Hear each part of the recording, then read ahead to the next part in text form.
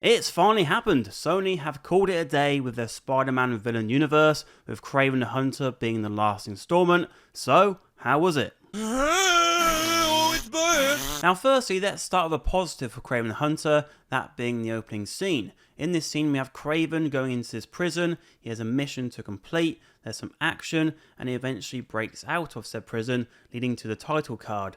And at this point I thought to myself, okay, that was pretty bad, but at least I have a flicker of hope here for what's to come. What's to come isn't great, which we'll go into in a minute, but at least there's something for me to hold on to from that beginning. And you can even watch the beginning 8 minutes on YouTube right now. They released it before the film came out, so if you want to check it out, go for it. But I would recommend only watching those 8 minutes and not buying a ticket. Why, you may ask? Well, one reason is because we then go back in time 16 years to see the backstory for Kraven as he's on a hunting trip with his dad, who's played by Russell Crowe, and he gets attacked by a lion. Luckily for him, though, he does get saved by a girl who we do meet briefly earlier, and luckily she has a potion or some sort of magical fluid that saves his life and gives him his powers. So after having an opening scene that has a tad bit of excitement attached to it, it then decides let's grind everything to a halt, stop any momentum, and just give you that backstory dump. And it's like, well, this isn't even that much of an interesting backstory. It's all very convenient. And with this backstory, like with the younger version of Kraven for quite some time, and there's no like middle scenes to sort of join everything together. So everything feels very disjointed. Like at one point he leaves home, next scene he's in the wilderness across the world, sort of thing. It's like, oh, okay, we're just there again. And he's just looking at these animals, giving them different stare downs, so we can really feel like he's got this power.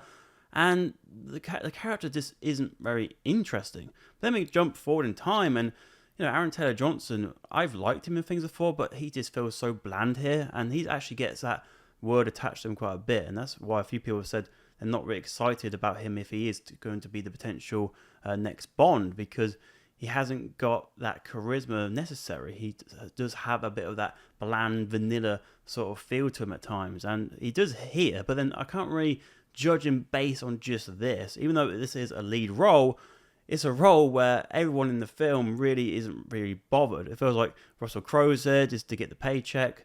All the other actors, I mean, there's some really bad acting from some of the lesser known actors here, but it really is one of those where it's like, let's just get this done and get out of here. And as an audience member, I was thinking exactly the same way. Let's just get this done and get out of here. Also, just to add a bit further on Russell Crowe, I don't really know what he's doing right now with his career, because he's had some proper stinkers recently, like Thor: Love and Thunder and The Pope's Exorcist, and it's like, it wasn't that long ago he did films like The Nice Guys, which was a great movie, and I think there are plenty of roles which he can really get into, because he is a good actor still. So yeah, hopefully some of those next work coming up is better than this last batch. Anyway, getting back to the film, what does the rest of it look like? Well, someone close to Kraven gets kidnapped, and so he has to go out and rescue them, and that's pretty much it. That's the rest of the film in terms of the plot. There are some other characters involved here, like this guy, the Rhino, who I believe is shown off in the trailer. There's also another guy who has these trippy sort of superpowers, and he was completely unnecessary, so we don't need another villain in this film.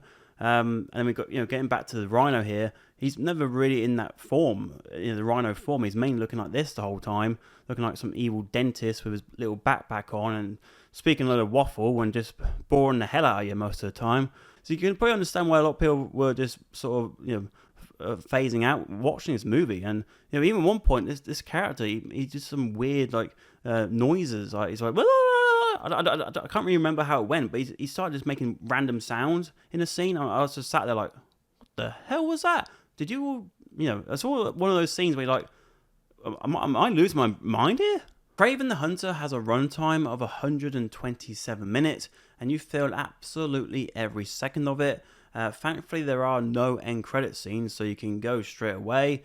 But as the film draws towards its conclusion, it is pretty much like torture. It's like, oh, can we just get there? Can we just get to that directed by so I can get out of here, sort of thing? Even more so than Madam Web. Like, at least with Madam Web, there were some silly lines in that film which were so bad they were good. So yeah, compared to this film, it is just so bad. There's no real enjoyment to be had here. So I thought to myself, who wrote this script? What talent was employed here? Well, we have Richard Wenk, who was the first screenwriter on the list here. What have they done? Well, the Equalizer films, Jack Reacher's, the sequel to Jack Reacher, the Magnificent Seven reboot, and nothing here that really sticks out as being good. Most of that is just sort of like either average or pretty much below average. And then we have these other two screenwriters, Art Markham and Matt Holloway. What have they done? They've done Uncharted, Men in Black International, Transformers The Last Night, my word, and they're definitely living off this Iron Man credit. Like, that was 2008, but I mean, look at especially The Last Night. I remember watching that film thinking, I remember exactly where I was sat. I was sat right in the middle watching that rubbish. And, these two films, like, they maybe get away with them. Some people do like these two films, but I think both of them are films I'd never want to watch again. And now they've got this one as well. So, yeah. But we'll find out what they work on next, and I might have to try and avoid those future films. In terms of the film's box office, it's actually broken a record of being the worst start ever for a Sony-produced Marvel film, with $11 million opening weekend. The film has a production budget of $130 million, so yes, it is a complete and utter bomb. Also, having a little peek at the Rotten Tomatoes scores, we can see that the critic score is currently at 15%, which is bloody awful, and 73% for the audience score, which is pretty good, but there's something fishy about that. And if we look at the Google reviews, there's something quite fishy about them as well. I mean, look at all these 5 stars, and if we look at this first one here, Kraven the Hunter is nothing short of a masterpiece, a raw, electrifying, and deeply emotional film that cements its place as one of the best entries in Sony's Spider-Man universe. What the bloody hell? That sounds either like AI or some nonsense someone put on there when the film came out to try and boost the ratings up a bit. And there's a lot of them, it seems. Like, firstly, you could like this film, fair enough, but no one's ever going to say it's a 5-star film. I just can't believe that. And secondly, to say it's a bloody masterpiece, come on now. So yeah, I think that's all baloney. And yeah, I think most people who watch this will be in that 1-star camp. I think will be closer to 15%. I think I've seen some people say that they've enjoyed more parts than me, but I think it's a complete shit show really of a movie. Like, it's just how not to make a film, like just trying to throw things together, have some pretty mediocre talent involved. Aaron Taylor Johnson is the big name, Russell Crowe as well. They're the two big names here. Obviously that they'll get other work. There are some other actors in there as well who hopefully will still get some other work, but they did not show themselves in any great light in this movie.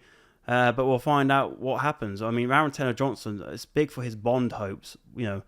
Can he survive this? I'm not so sure. I know it is just this film, but I think he's going to have some big win in the future for him. And luckily, I think he does have some projects coming up. But we'll see. Well, who do you think should be Bond anyway? Like, just a bit off topic, but do you think Aaron Taylor Johnson should be Bond? Personally, I just don't see it, but I can't really give you an alternative right now. There's a few other names that sort of floating about, but yeah, I wouldn't mind him, but I think there could be someone better out there. Also, I should mention that, like we saw in Madam Web, there are a few ADR issues here where the dub lines don't really mix well with their lips, and so that is quite noticeable and does take you out of the film. But yeah, Kraven the Hunter, where would I rank it of the 6 Sony Spider-Verse films? It's probably going to have to be at the bottom, I think. If I go from top to bottom, though, I think the first Venom film would be top. Then I'll probably I think Venom 2 or Venom 3, it's difficult for me, but I'll probably put Venom 2, then Venom 3. I think I'll probably do it in the order of release. I could maybe swap Venom 2 and 3. I need to watch the second one again to sort of get a better understanding on those rankings. Then it would probably be Morbius, then Madam Web, and then this. This just really sucked the life out of me. Most of these films I mentioned, at the end of the movie when the credits started to roll, I was sat there like, oh, God, that was rubbish. But this one really I just felt like, I don't think I ever wanted to leave so rapidly compared to the other ones. So I think this one, for me, takes the bottom spot.